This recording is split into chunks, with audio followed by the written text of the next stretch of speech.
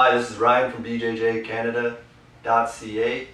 Today we have 2015 silver medalist in the Pan Am Games, brown belt division, 2013 Pan Am champ, and ADCC vet, Darson Hemmings. If you guys haven't heard of this guy, you need to crawl out from that rock that you're living under, and you need to look this guy up. In my opinion, best grappler in Canada, and there's a lot of other people who would agree with me. So Darson, thanks a lot, man. Appreciate it. Good to be here. So, first question that I wanted to ask you, Darson, your transition from Rob to open mat to Toronto BJJ. Tell us a little bit about that and what you look for in a gym. Well, it was pretty interesting as at first I was with Extreme Couture / Rob Vincenzo. I was kind of, he was involved in that gym, and through him, he really kind of opened my eyes towards different things in jiu-jitsu, like movement, while during that same phase I went to go visit Ryan Hall. He taught me a lot of knowledge and understanding. At the same time, I traveled, I went to go see a lot of high-level players to kind of pick their brain and understand what they're thinking when they're rolling. That's why I got that, private lesson with Rafa Mendez. It was simply to pick his brain, and I want to know what he's thinking about. So all my instructors I had all my career, they definitely just each gave me something different to think about, and I never said one of them was right and one of them was wrong. Everyone was correct in their own way, and that's why I think kind of changed my game, is I always believe everyone is correct. So whenever I see someone nowadays, I tell them, like, man, there's no wrong move in jiu-jitsu, but I've learned so much and they all worked, so Awesome. just be natural, be yourself, and that's what I've kind of come up with. So what do you look for in a gym? What are your main qualities? So my main qualities now, I guess, after being, to so many different gyms, the main quality I look for is just, consistent training partners, people who come in and actually want to learn and want to share their information with you and want to fight hard, and that camaraderie, as well as that leadership. Like, before I came here, I was actually very scared because all my life I never had a real coach. I've had like mentors and people who kind of guided me, but I knew coming here, Professor George Brito, he's very strong-willed. He has that fire. He's a competitor as well, so I knew, like, man, he's gonna be right behind me, like pushing me to, reach my full potential, and that's scary to reach your full potential. It's not easy to get there, but it's definitely worth it. And as I get there every day, closer and closer, and have him guiding me, and have Josh guiding me as well, and the whole team backed up, it's amazing. It's not as scary as I thought it was gonna be. It definitely feels better every single day, for sure. That's awesome. That's awesome. Now, a question I really wanted to ask you. I watched your match final against Mikey. Very tough match. In an interview, he said that you were the toughest competitor he's ever faced. The kid's been training since he was 4 years old. He's a beast. What did you do wrong, and what could you do next time to beat him? Man, it's actually funny because the week after I came back, George taught an ankle lock, and a lot of times me and Mikey spent a lot of time in double guard, and he kept attacking my ankle first. Although it wasn't powerful, I thought I had more power in my ankle locks. He was able to get the lock and score off either the advantage or by having the lock, it was nullifying my ankle lock. So what happened is I came back to the gym, we put in some work, and sure enough, George teaches the most brilliant ankle lock that was applied perfectly to the situation that was happening. It's basically like a counter ankle lock, and it's just showing how you can apply more force with your ankle lock than he can, even though he has the original ankle lock. I'm kind of overpowering his, and we're both attacking at the same exact time. It's just a matter of my angle is just slightly different and applies a different pressure. Not more pressure per se, but a different pressure. Yep. And it's actually possible to get a tap with that pressure. So learning that, working my top game, of course. Like, I've always been a guardero for life, Yeah. So coming into the pans, I actually, and even joining Toronto BJJ, the first thing that happened was I began working my top game. These guys are very well known for their top, very good passing pressure as well as a guard.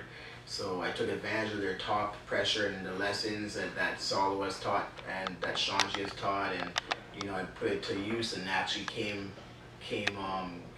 well for me. Like my semifinals against Wolf, he has a very, very tough guard, and even he got past, and I was like really surprised with myself, because I know okay, guard, I'll be there, but from top, I've always been pretty dominant on top in the gym. Yep. But it's hard for me to put out in tournament because I don't do it as often, not nearly as often as I play guard. Yeah, So, a lot of your matches that I've watched, yeah. you are a guard Yeah, player, bear bowl all day. I pull guard very quick, right? Nice. I always try to jump guard, hit the berimbolo, hit my attacks, so like the armless triangle, Yeah. you know. Yeah, all that those seminar you crazy have things. coming up, you're going to be teaching that? Oh yeah, for Nice, sure. we'll be there for sure.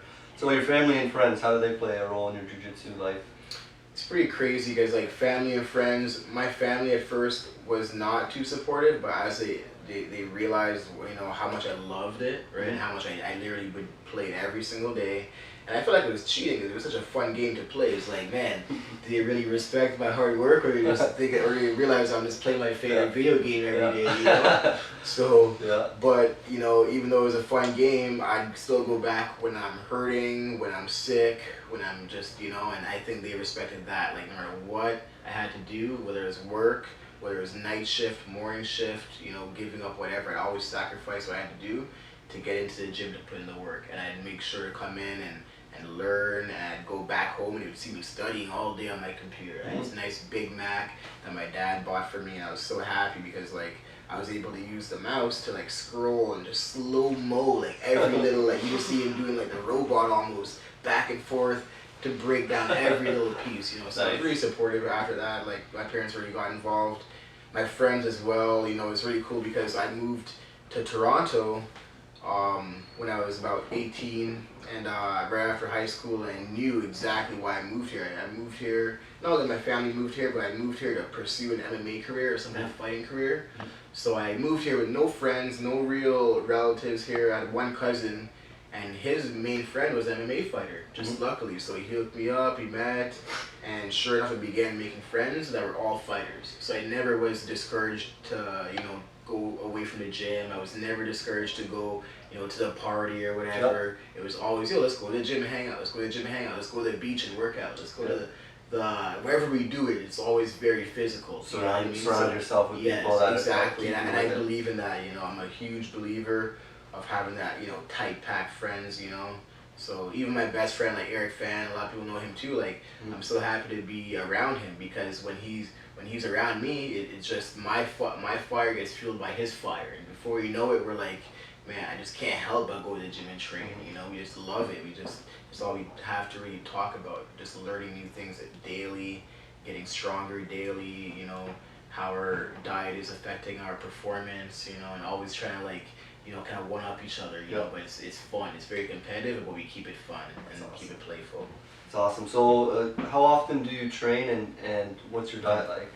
I imagine you train all the time. The training is pretty crazy. Like I try to like put numbers to it, and it's like, man, at the end of the day, I just train whenever I feel. And right, especially when I first started off, it was like, okay, I just gotta make sure I be all classes. Nowadays, I'll do a morning class, and I'll drill before lunch class, and I might even jump into a lunch class, and I might drill again somewhere midday, and I do some. And then after that drilling, I might do again night class, and in between all of that, I'm doing little workouts, right? Okay. So before every meal, I have a rule: you can eat whatever you want as long as you work it off. So I make sure I do a little bit of cardio before and a little bit of cardio after, and really I can eat whatever I want, right? So if I search up like, okay, what I'm eating is 200 calories, it takes about 20 minutes of running to burn 250 calories. So I know what I gotta do. Not to put you on the spot, what do you have for breakfast today? Today for breakfast is actually really good. I had 2 bananas with some almond butter, like just dipping in almond butter. That was pretty good, and they were just, you know, make sure to chew it really well so it goes down smooth. And I had a little bit of, me and my girlfriend just shared a little bit of oatmeal. Right on. So yeah, you know, breakfast of champions right there. So do you have anything outside of jiu-jitsu that you do? Any other hobbies? What do I do? That's what I jiu-jitsu. I recently began shopping a little bit. Like, you know, I seen a post by JT Torres about like the most important thing about life is to enjoy it, right? So I started going out a little bit, enjoying some clothing, and kind of enjoying the outside life. You know, really putting work into myself, kind of thing. You know, apart from jiu-jitsu. You're in Toronto, right? So that's part of the. Yeah, I just kind of walk around, you know, try to get the swagger up, I guess. Yeah. When I was in the gym, I never really cared, but nowadays. I guess my other hobby would just be to exercise. Like, it sucks, but when I'm done, I just know I feel good about myself. Like Yeah, like watering a garden, Yeah. but you are the garden, you know? Yeah. Some people think of it that way. If you think of it that way, you're like, man, I gotta take care of my garden, right? So you, pretty much anything else that you do it ties into jiu-jitsu anyways. Yeah, exactly. and that's why you're going to be a black belt world champion. Always Facebooking, always Twittering, just... And that's why you're going to be black belt world champion. Yeah, exactly. So this is kind of a detailed question, but styles at different belts. Tell us a little bit how you progressed your style all the way from white belt to where you are now. Well, at first I'd say I was really robotic. At white belt and blue belt, I'd just be like, monkey see, monkey do. You know, if I see like, you know, some guy I like doing something, I know for sure whether I'm able to do it or whether my body can perform it, I need to be able to do that soon. So like within that week, I'll make sure that I'm hitting that move that he's doing. Usually it doesn't take a whole week to like figure out the move, but like I start, you know what I mean, always, okay, I see him do this, I do that. And then as I began to hit my blue belt, I began to just fully emulate people. So that week I'm watching Hobson Moore, I'm playing like Hobson Moore. Next week if I'm watching Garcia, I'm playing like Garcia. And through that, weekly I'd have new games every week because I'd be studying all the time. Right? Whether I'm playing like somebody, I'd be watching an array of, you know, competitors. But I try to like play like that one guy that week. So a lot of butterfly sweeping, you know, or maybe I'm playing like an ankle lock guy that week, whatever it is, you know, or even a top player. As I began to like get a few stripes in the blue belts, which I didn't actually have, I was doing nogi, but like as I began to progress in the blue, at that point I would just now play a number of guys in one kind of match. Like, okay, so I'm gonna play a little bit of Hobson, a little bit of this guy, a little bit of that guy, and of course I'm watching one of the best guys really and a few other like randoms, right? But I'm trying to like, okay, it makes sense to watch the best of the best and to emulate the best of the best, and that would be it, you know. So a lot of studying tape. Right on. Yeah. Growing up is pretty interesting. I tell everyone, like growing up, I loved basketball. I love playing basketball. I played it in and out every day, all day. But I could never watch not even 1 minute of a game, unless it's the finals or like, you know, that whatever, like the hype game, you know. Otherwise, I can't watch any of it. Jiu-jitsu is totally different for me. It grabbed me right away. Not only could I perform it all day and play it all day, but I'd go home and just study it, break it down, and just, you know, it's so interesting, so new, you know, so fresh. Yeah, you could give one piece of advice to a white belt or a beginner, what would it be? One piece of advice to a white belt, I would tell them just, there is no wrong move. You know, I always find what holds the lower belts back is they're always afraid to bump into each other. Just know it's almost like it's a fight, right? Jiu-jitsu is a fight, so expect that to happen. Don't slow down because we're bumping into each other. And more importantly, there is no wrong move in jiu-jitsu. No matter what you do, what you grab, every grip is a good grip, right? It's just what do you do with it, right? Awesome. So tell us about your main role models in jiu-jitsu, who you really, are inspired by, and as well, you plug in all your sponsors and tell us a bit about who's helped you out. For sure. So people who's inspired me, like the list could go on and on, because honestly, like, you know, especially nowadays, I'm dieting, I'm starving. What keeps me going is the motivation, the inspiration. I get that from people around me all the time, you know, from like, whether it's people at the front desk like Vicky Hong, who trains pretty much every single class, one of the hardest training girls I've seen, you know, always pushing her body to the limit and trying to reach her goals, to people like Shanji Ibero and Saulo Ibero, who have multiple time world champions, or world championships, you know. That's really important, I think, to put it on the stage and come back out with results. You know, so I look to those people to inspire me, to motivate me at all times, because it's not easy to push when you have a little fuel. It's not easy to you know, get to that goal, right? So you have to look at people who's made it as well. So definitely Shanji, Saulo, Rafael Mendez, you know, Kyle Terra, Bruno Malfacini.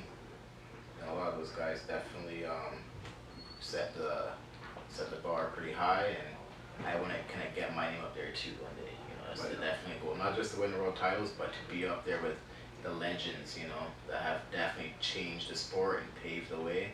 I want to make sure to change the sport and pave the way as well. Like that's the ultimate goal. Not just the medals, but to leave a stamp in jiu-jitsu where people are like, yeah, he did something. I think you're well on your way with that. So your sponsors, tell us who's helping you out. Well, definitely Shoiro. You know, Shoiro's my main sponsor. They've been keeping me up at all times. You know, keeping me fresh in the freshest gear, and definitely from day one, once I won the ADCC trial, and they approached me. You know, Bear was so, you know, nice about it, about everything. I was so kind of like starstruck that like Shoiro, you know, like it was huge, but he was so respectful, and since day one, even to now, whenever I see him, it's like so friendly. So it's really cool to kind of like see that part of the life as well. But at the same time, a major supporter for me was also Tron BJ here.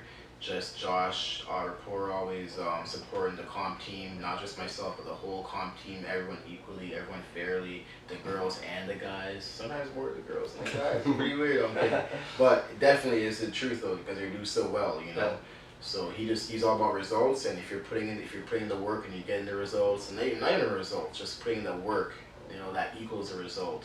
You know, he's all about that life. He's here all the time, and he sees us, he sees what goes on, and he supports it fully, you know.